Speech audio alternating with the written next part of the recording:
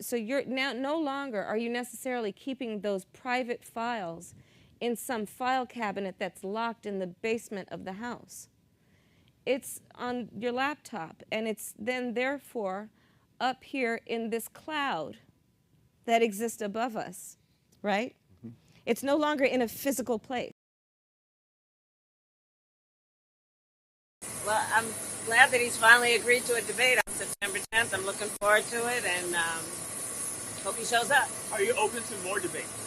I am happy to have that conversation about an additional debate for after September 10th, for sure. You proposed two more debates. Like I said, happy to have that conversation. Why do you think he pulls out of the debate with you? Why do you think I am beyond trying to speculate about how he thinks.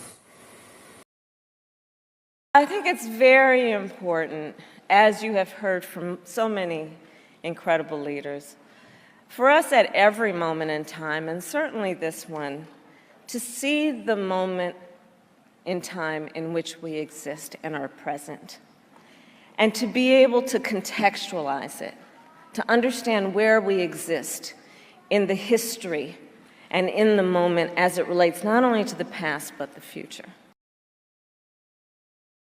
Okay, thank you. Hold on to it. Ma'am, the U.S. is experiencing record inflation, the worst in 30 years, way beyond expectations. OPEC didn't increase oil production.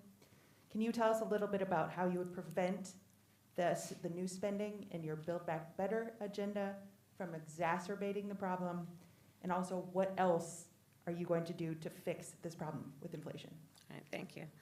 Well, let's start with this. Prices have gone up, and families and individuals are dealing with the realities of that bread costs more, that gas costs more. And we have to understand what that means. That's about the cost of living going up. That's about having to stress and stretch limited resources. That's about a source of stress for families that is not only economic, but is on a daily level, something that is a heavy weight to carry. So it is something that we take very seriously, very seriously. And we know from the history of this issue in the United States that when you see these prices go up, it has a direct impact on the quality of life for all people in our country. So it's a big issue, and we take it seriously. And it is a priority, therefore. So we have addressed it in a number of ways. One of the issues that we know is related to this is the supply chain issue that we just discussed. And so on a domestic level, in terms of domestic policy, one of the approaches we have taken is to work with labor unions and to work with municipalities in opening back up and extending the hours of our ports. There are actually three I have in mind: Los Angeles, Long Beach, and Savannah. And in fact, part of the infrastructure bill benefit is most recently what we will do to assist Savannah in broadening their ability to be an active port. And we have seen a reduction in the container ships off of the Long Beach and LA ports because of what we have done, which is to extend, as you know, to extend the hours to now 24 hours a day, 7 days a week.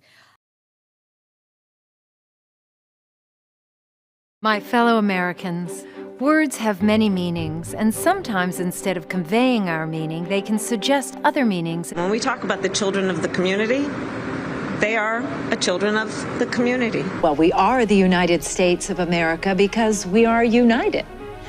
And we are states. Talking about the significance of the passage of time, right? The significance of the passage of time. So when you think about it, there is great significance to the passage of time. Whatever we have in store cannot be known. The past was once the future. The future is, I should say, unknown. We got to take this stuff seriously as you are, because you have been forced to have to take it seriously. Obesity is a serious disease, and it needs to be taken seriously. You need to get to go and need to be able to get where you need to go to do the work and get home. I hope that clarifies the issue, and this can be the last word on those words. Certain issues are just settled. Clearly we're not. No, that's right, and that's why I do believe that we are living, sadly, in real unsettled time. And earlier this this year, right here in Vegas, we celebrated your historic contract win. And it is my promise to everyone here, when I am president, we will continue our fight for working families of America.